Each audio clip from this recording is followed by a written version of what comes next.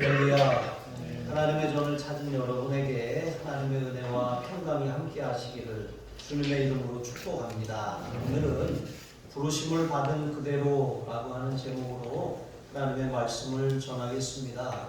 계속해서 바울은 이제 결혼 생활 전반에 관한 고린도 교회가 묻고 바울이 대답하는 형식으로 오늘 말씀을 이렇게 기록하고 있습니다.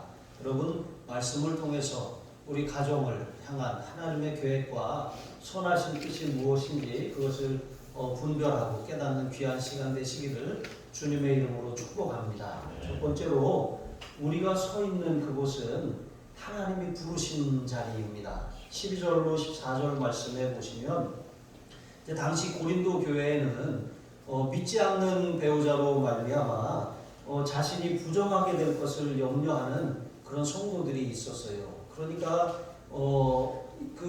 믿기 전에는 자신이 예수님을 영접하기 전에는 자신도 그냥 죄가 죄인 줄 모르고 살았어요. 세상과 짝하고 세상 풍속을 쫓고 그렇게 살아왔습니다. 그러나 예수를 믿고 난 다음에 내가 정말 하나님을 떠났고 죄에 빠져서 살았으며 하나님의 진노 아래 있었구나 라고 하는 사실을 깨달은 다음에는 이제 그런 삶을 이제는 중단하게 된 것이죠. 여러분, 우리 권사님이 그러시더라고요. 새벽 2시에 이렇게 일하시러 갔다가 저기 그 스타돔 나이트인가요? 이름 잘 모르겠는데 여기 두정동에 가면 그 나이트 클럽이 아주 성황리에 운영 중이랍니다. 새벽 2시인데 2시에 들어가려고 거기 줄 서 있는 사람들이 이렇게 막 나래비를 서고 있다고. 그러니까 앞에 인원이 제한이 있으니까 나오고 들어가고 해야 될 것 아니겠습니까? 그런데 2시까지도 그러고 있는 것입니다.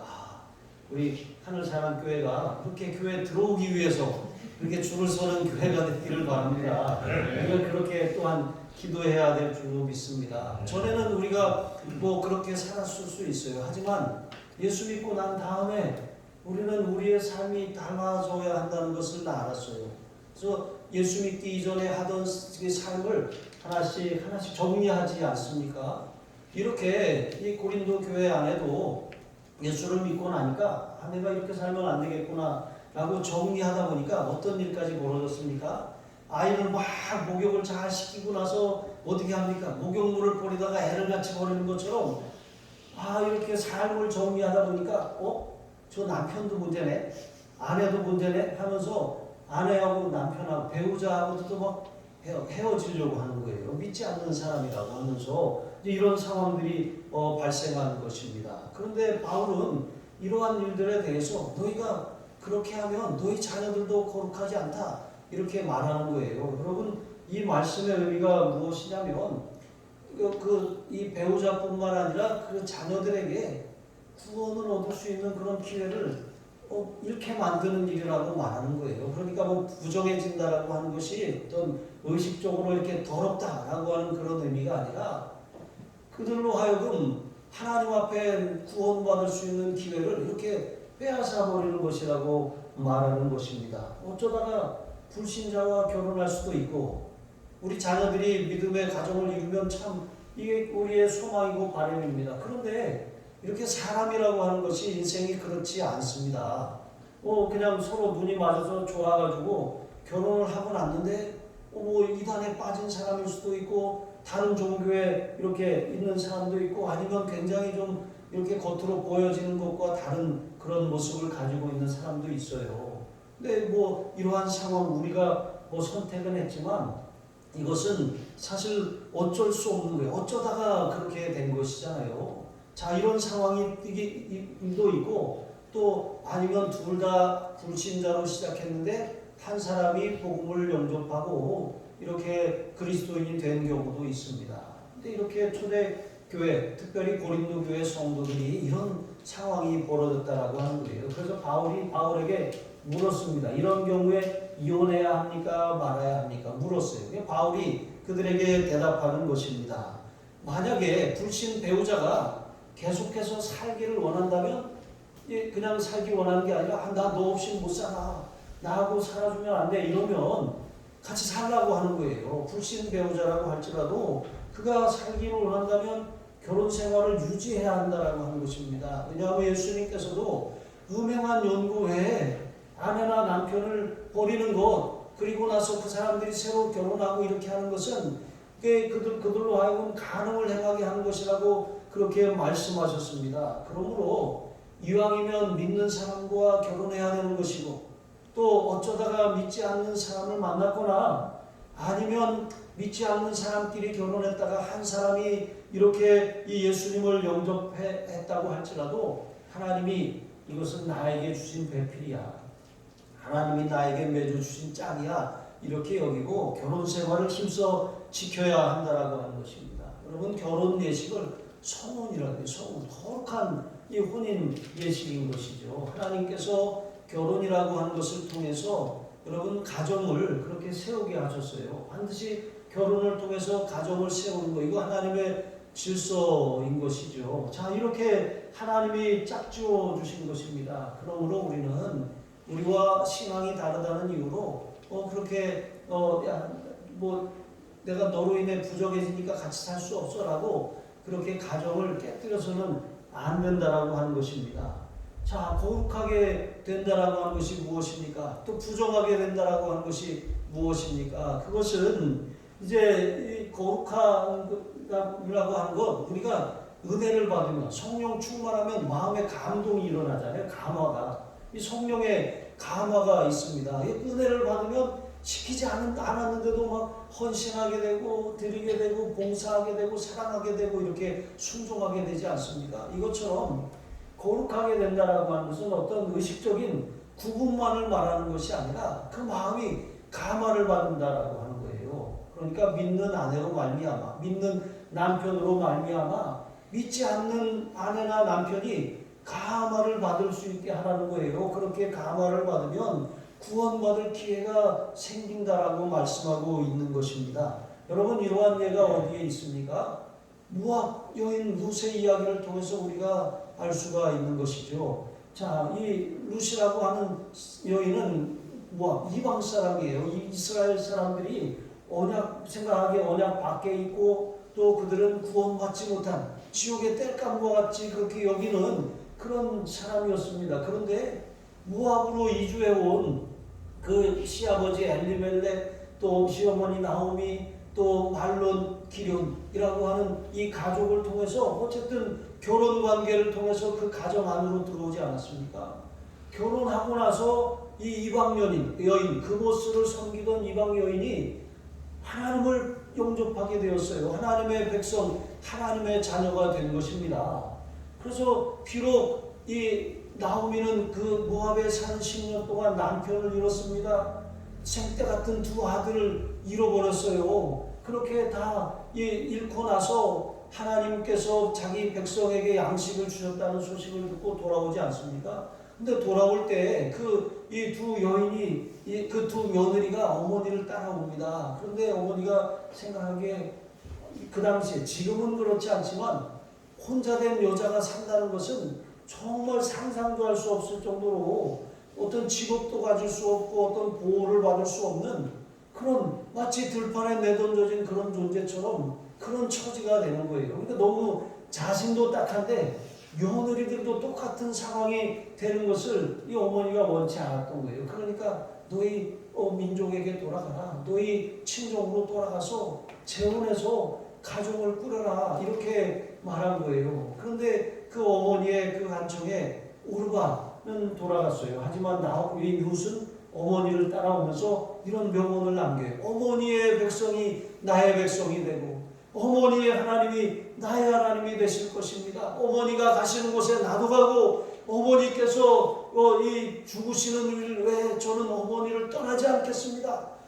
이렇게 한 거예요. 여러분, 이러한 일들이 어떻게 일어납니까? 단지 이 룻이 어떤 사랑이나 긍휼의 마음이 많아서 그랬을까요? 아닙니다.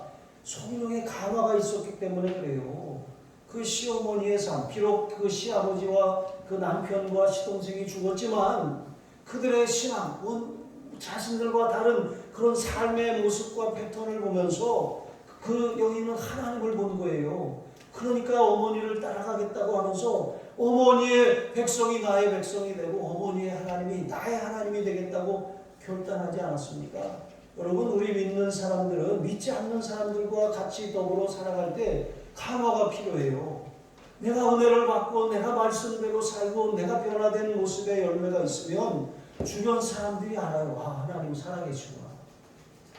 그런데 내가 엉터리로 살고 내가 감화를 주는 것이 아니라 막 아주 그냥 격분하게 만들고 예수쟁이들은 다 저러나 이렇게 말하기 시작하면 감화는커녕 마음의 문을 닫아버리는 것 아니겠습니까? 그런데 여러분, 룻이 정말 이렇게 자기의 모든 것을 다 포기하고 올 수 있었던 것, 그게 성령의 감화가 있었기 때문에 가능한 것 아니겠습니까? 그 시어머니의 그 삶을 통해서 신앙을 본 거예요. 하나님을 본 것입니다. 여러분의 삶이 그와 같기를 바랍니다. 여러분을 통해서 여러분의 배우자가 예수님을 볼 수 있기를 바랍니다. 마귀를 보면 안 되잖아요. 그냥 이렇게 아주 미운 물건같이 그런 모습이 보이고 꼴 보기 싫어 이런 모습이 아니라 자녀들을 대해서도 마찬가지입니다. 자녀들이 사랑스럽고 정말 그렇게 되고 부모를 자녀들이 볼 때도 마찬가지입니다. 예수님을 보는 것처럼 그래야 되는데 마치 원수를 보는 것처럼 여러분, 그건 감화가 되는 삶이 전혀 아닌 것이죠. 그러므로 우리는 감화를 끼치는 삶, 늘 그 영혼을 불쌍히 여기기 위해 기도하며 또 인내하고 참아줄 필요가 있어요. 사랑은 뭡니까? 사랑은 오래 참고, 사랑은 온유하며, 사랑은 시기하지 아니하며, 성내지 아니하며. 여러분, 사랑은 온유하고 오래 참는 거예요. 참아주는 게 사랑입니다. 여러분, 그리고 그 마음, 이 상대방으로 인해서 억울하고 속상하고 답답한 그 원통한 마음, 사람에게 쏟아놓으면 왼수가 되는데 그거 어떻게 하면 하나님 앞에 쏟아놓으면 하나님이 그 부족함을 채워주셔요. 그 마음을 위로해 주셔요. 그 사랑을 가지고 다시 상대방에게 가면 여러분, 상대방의 마음이 감화되는 거예요. 그런데 하나님의 사랑으로 채워지지 않고 내가 격분하는 마음으로 상대를 대하면 이게 서로 왼수가 되는 거예요. 그래서 이런 감화를 주는 삶이 필요하다라고 하는 것입니다. 믿는 자는 그렇게 살아야 돼요. 가정에서나 일터에서나. 그런데 또 보니까 15절과 16절을 보면 바울은 이제 이 고린도 교회가 또 묻는 거예요. 그러면 만약에 불신 배우자가 먼저 이혼하자고 요구하면 어떡합니까? 그런 상황이 되는 거예요. 그랬더니 바울이 뭐라고 합니까? 이혼할 수 있다는 거예요. 그렇다면. 왜냐하면 우리가 하나님과 또 어떤 인간의 정을 택하라고 할 때 우리는 신앙을 절대로 포기할 수 없는 거예요. 이 땅에서의 인간 관계는 한계가 있어요. 하지만 하나님과 우리 사이의 관계, 하나님의 자녀의 관계는 이거는 끊을 수가 없는 것입니다. 여러분, 그러므로 우리가 만약에 너 하나님을 택할래, 나를 택할래 하면 당연히 하나님을 택해야 되는 것이 맞는 거예요. 그래서 불신 남편이나 불신 아내가 너 하나님 택할래, 날 택할래 하면 당연히 하나님을 택하는 것이 맞다라고 말하는 것입니다. 그런데 만약에 그렇지 않고 어떤 진실한 신앙 때문이 아니라 자기가 주님을 섬긴다는 핑계로 배우자에게 소홀히 하는 것, 여러분, 이것은 잘못이에요. 우리가 신앙생활을 제대로 잘 하면서도 상대방이 이혼을 요구한다면 해야 돼요. 하지만 내가 엉터리로 살아요. 야, 너같이 믿으려면 이런 말이 나오기 시작하면 여러분, 그것은 신앙의 문제가 아니라 그 사람의 행실의 문제가 있는 거예요. 감화를 주는 삶을 살지 못하고 있다라고 하는 것입니다. 그러므로 우리는 다른 사람에게, 특별히 가장 가까운 사람들에게 먼저 인정을 받는 삶을 살아야 할 줄로 믿습니다. 바울이 디모데에게 너는 말과 행실과 믿음과 사랑과 정절에 대하여 믿는 자에게 본이 되라고 했어요. 말과 행실과 믿음과 사랑과 정절에 대해서 누구에게 본이 되라고요? 믿는 자에게. 여러분, 교회 안에서 본이 되는 것이 시작입니다. 안에서 세면 밖에서도 세요. 가정에서도 마찬가지입니다. 가정, 가장 가깝고 가장 사랑하고 가장 친근한 사람들에게 여러분 어떻게 평가를 받느냐가 그게 중요해요. 남들이 어떻게 말하는 거 다 소용없습니다. 내 아내가 내 남편이 나에 대해서 좋지 않은 평가를 가지고 있고 마음이 상하고 자꾸 분이 나고 그렇게 된다면 여러분 그것은 상대방의 문제가 아니라 나 자신에게 문제가 있는 거예요. 내가 감화를 주는 삶을 살지 못하는 거예요. 내가 성령 충만하지 못하는 것입니다. 그러므로 여러분 언제나 문제의 원인을 나에게서부터 찾으시기를 바라고 여러분 감화를 통해서 남편이나 아내, 우리 자녀들을 그렇게 구원할 그런 기회로 삼으시기를 주님의 이름으로 축복합니다. 두 번째로 우리는 하나님이 부르신 그 자리를 지키며 충성을 다해야 할 줄로 믿습니다. 각 사람마다 부르신 현장이 다르고 부르신 상황과 처지가 다 달라요. 그것을 비교하고 저 사람이 나보다 낫겠다. 여러분 그렇게 생각하는데 바꿔야 별 그렇게 없습니다. 여러분 이제 통계에 의하면 사람들이 이제 직장을 이직을 하는데 더 나은 조건으로 가는 경우도 있지만 대부분의 경우가 참지 못해서 그런다는 거예요. 그러니까 우리가 여기 조금만 견디면 되는데 한 70% 정도가 이렇게 차면 이제 못해 먹겠다 하고 팽개치고 나간다는 거예요. 그런데 이 70%를 넘기면 그때부터 이제 그 삶이 풀리기 시작하는 거예요. 되게 그렇게 하지 못하는 것입니다. 여러분 우리가 있는 그 자리는 하나님이 나한테 적당하게 거기에 적합하게 주신 자리예요. 남의 이 다른 자리나 다른 상황을 우리가 넘볼 것이 아닌 것입니다. 어제 이 인도하고 네팔에서 선교하고 있는 제 친구한테 카톡이 왔어요.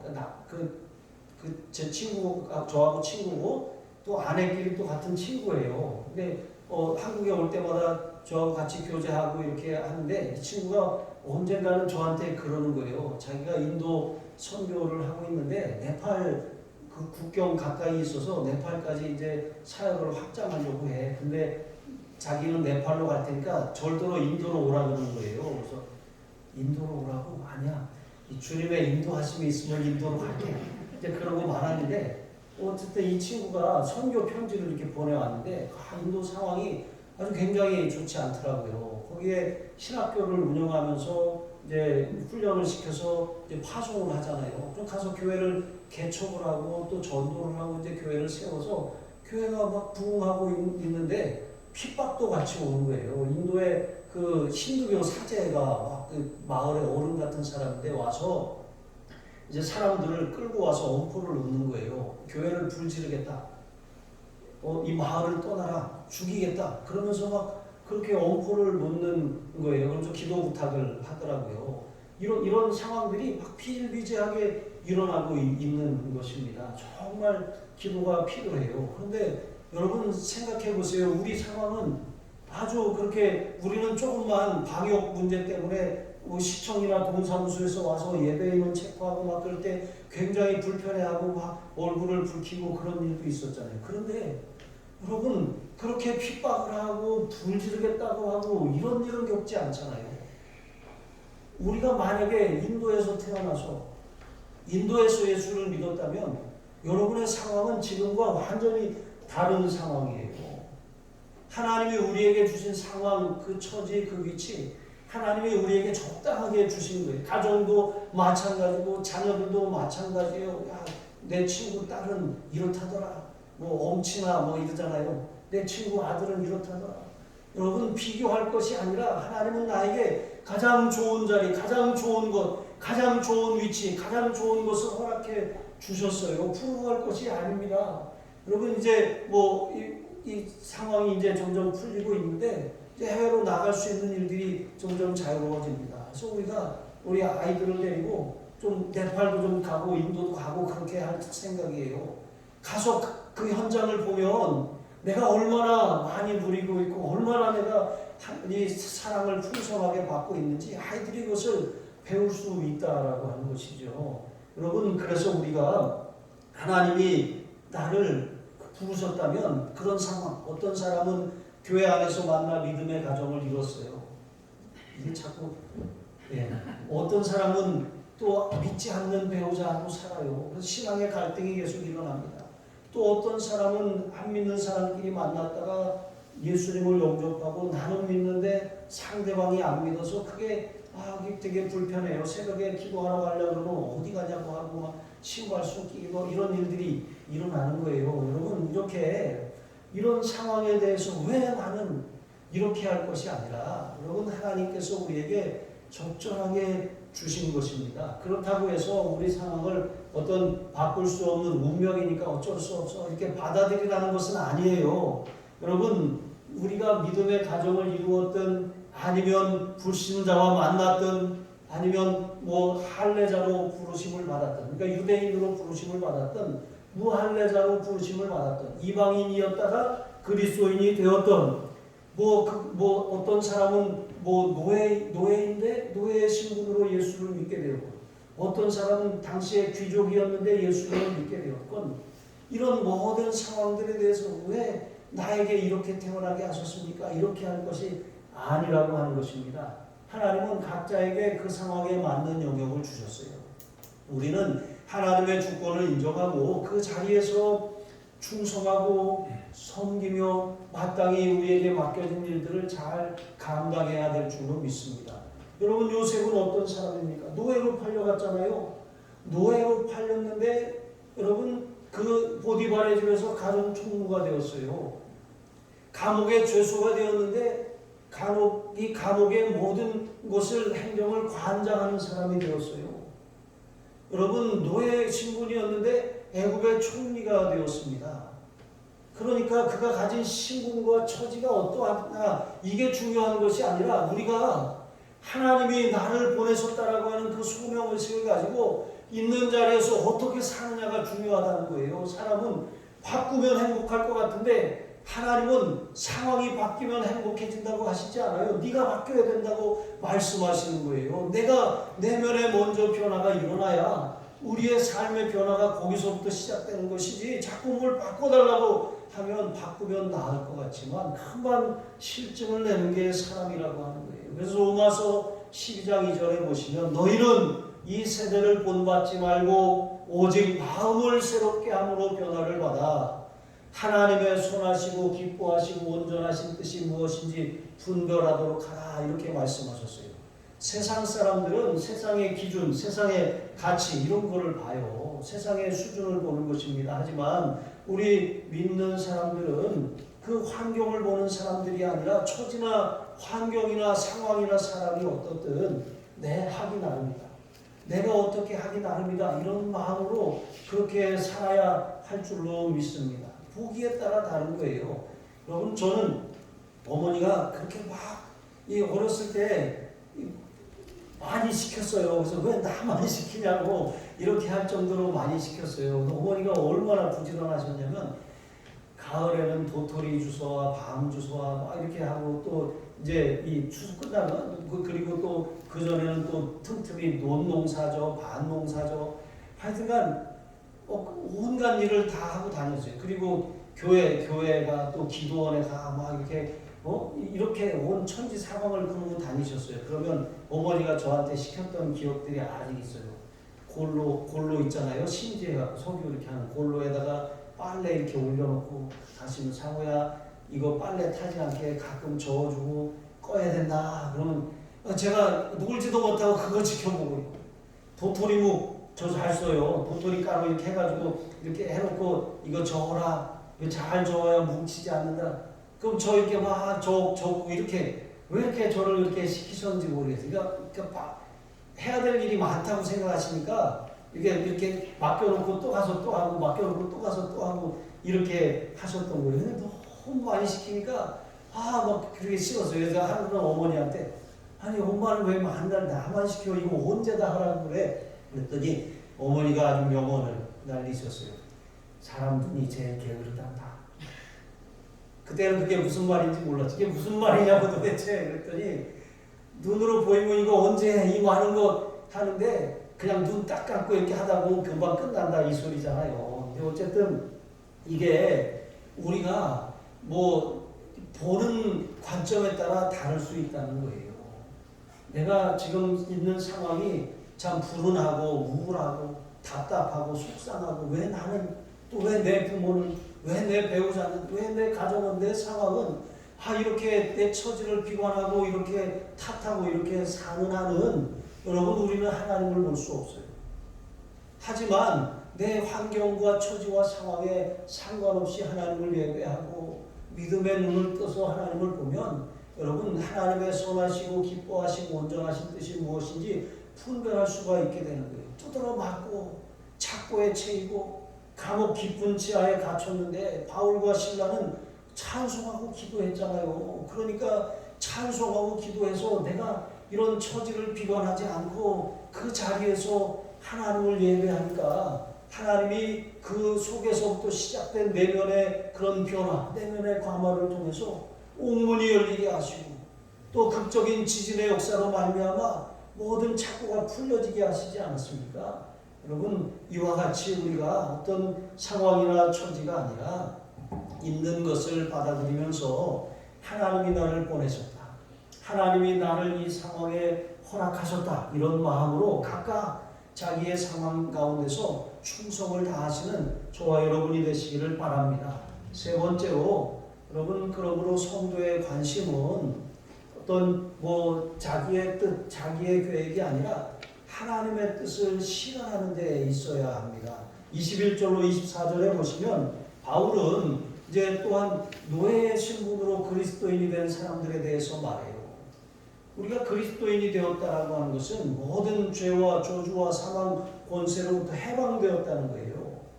심판을 받지 않는다는 것입니다. 이 죄가 우리를 사망으로 끌고 갈 수 없게 되었다라고 하는 것입니다. 그런데 당시 로마가 이제 정복을 통해서 제국을 확장해 나갔기 때문에 로마 시민의 3분의 1 이상은 다 노예였어요.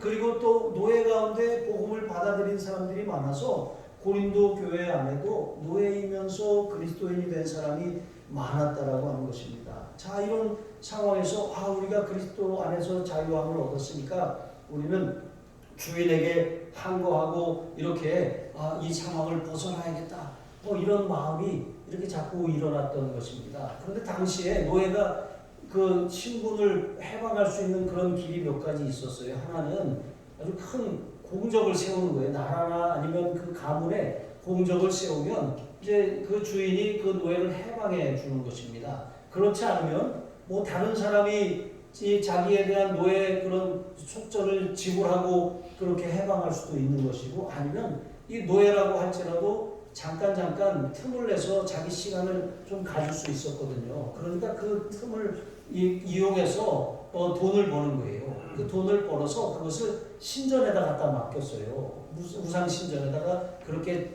그 신전 사제에게 맡기면 신전 사제는 그것을 모아요. 다 모았다가 금액이 차면 주인과 노예가 함께 신전으로 가는 거예요. 그럼 그 사제 앞에서 이 사람이 다 이제 돈을 모았으니까 그 사람에 대한 노예의 속전을 그 사제가 이제 그것을 그 주인에게 지불해 주는 것입니다. 그렇게 지불해 줌으로 이 사람은 사람에게서 해방돼요. 사람에게서 해방되었지만 또 한편으로는 그 신에 부속되는 거예요. 그러니까 그 신에, 그러니까 이것은 어떤 상징적으로 이렇게 너는 신의 아들이 됐다, 이렇게 말하는 것이죠. 자, 이런 길이 있었던 것입니다. 그러니까 바울도 이렇게 노예이면서 그리스도인이 되었던 사람들에게 너희가 자유할 수 있다면 그것을 이용해라. 그런 방법을 통해서 자유함을 얻어라. 그러나 자유함을 얻을 수 있으면 얻지만 노예로 그냥 지낸다고 해서 너무 이렇게 비관하거나 너무 이렇게 낙심하지 말아라. 왜냐하면 하나님이 우리를 만약에 노예로 있을 때 부르셨다면 거기에도 하나님의 뜻이 있고, 내가 어떤 귀족으로 왕으로 있을 때 부르셨다면 거기도 하나님의 뜻이 있다. 그러니까 우리가 자리가 중요한 게 아니라 그 자리에서 하나님이 나를 여기에 있게 하나님이 허락하셨다. 하나님이 지금 이 일을 나에게 맡기셨다. 내가 생각하기에 이게 하찮은 일이고 다른 사람들이 보기에 나를 이렇게 아래로 깔보는 일이라고 할지라도 내가 하나님과 함께하는 한 내가 노예도 노예가 아니고 종이어도 종이 아닐 수 있다는 거예요. 요셉의 삶이 그것을 우리에게 보여주는 것처럼 그가 그렇게 할 때 하나님께서는 하나님만 바라보고 환경이나 사람을 바라보지 않고 하나님만 바라보는 그 사람의 그 중심을 보시고 하나님의 때가 되면 상황을 바꿔주신다는 거예요. 사람은 상황을 바꾸는 방법이 많지 않아요. 그러나 하나님은 얼마든지 바꾸실 수 있는 전능자이십니다. 그러므로 어떤 처지에 있든지 하나님을 바라보고 사는 것이 중요하다라고 하는 것이죠. 여러분, 셀럽이라고 하는 말이 있어요. 셀러브리티라고 해서 유명인이라고 하는 뜻이죠. 인플루언서라고 하는 말이 있어요. 이 인플루언서, 영향력 있는 사람. 이게 요즘 아이들이 유튜버가 돼서 나는 셀럽이 되고 싶어. 그러니까 많은 사람들이 나는 구독, 좋아요 누르고 뭐 50만 되고 100만 되고 또 나를 내 말을 다른 사람들이 뭐 그렇게 영향을 받아서 내가 이렇게 했더니 이렇게 됐다라고 하는 걸 따라하기, 따라쟁이처럼 그렇게 하는 영향력 있는 사람, 인플루언서가 되는 거 아이들의 그런 꿈이고 비전이에요. 그런데 여러분, 세상의 기준으로 셀럽이 되고 세상의 기준으로 인플루언서가 되는 것, 여러분 이것은 세상의 방법이고 바벨탑을 쌓아가는 거예요. 자기 인생을 자기가 이렇게 벽돌 한 장 한 장 쌓아서 올라가는 것입니다. 그러나 하나님은 우리를 그렇게 부르시지 않았어요. 하나님께서는 우리에게 선한 영향력을 끼치는 사람, 내가 있는 자리를 하나님이 보내신 자리로 여기는 사람, 내가 감당하는 일을 하나님이 맡겨주신 소명으로 여기고 일하는 사람, 다른 사람들이 보기에 그것이 하찮아 보일지라도 다른 사람과 비교하지 않고 나에게 감당하게 하신 그 일을 감사하면서 충성하는 그 사람, 하나님께서는 그 사람의 영향력을 높여주셔요. 내가 높인다고 높아지는 것이 아닙니다. 그렇게 쌓아올린 바벨탑은 무너지게 되어 있습니다. 하지만 하나님께서 우리에게 주신 삶, 하나님께서 우리에게 주신 포인트, 여러분 그것이 쌓여가는 거예요. 그러면 하나님의 때에 우리를 높여주시고 우리를 사용하여 주시고 우리를 통해서 영광을 받으시는 줄로 믿습니다. 여러분, 세상적인 셀럽이 되시겠습니까? 인플루언서가 되시겠습니까? 자녀들을 그렇게 키우려고 그렇게 막 안달하시겠습니까? 아니면 하나님, 우리 자녀들이 세상에서 정말 요셉과 같이, 다니엘과 같이, 그들이 비록 한 사람은 노예였고 한 사람은 포로였지만 애굽의 총리가 되고 이 바벨론의 총리가 되었던, 왕이 3번 바뀌도록 그 자리를 지킬 수 있었던 그런 진정한 셀럽, 진정한 인플루언서가 됐던 것처럼 하나님, 우리 자녀들이 하나님을 아는 백성이 되어서 세상 어디에다 내놔도 그렇게 뛰어나게 용맹을 바라며 하나님의 영광을 드러내고 하나님의 나라를 확장하는 귀한 도구로 사용하여 주시옵소서.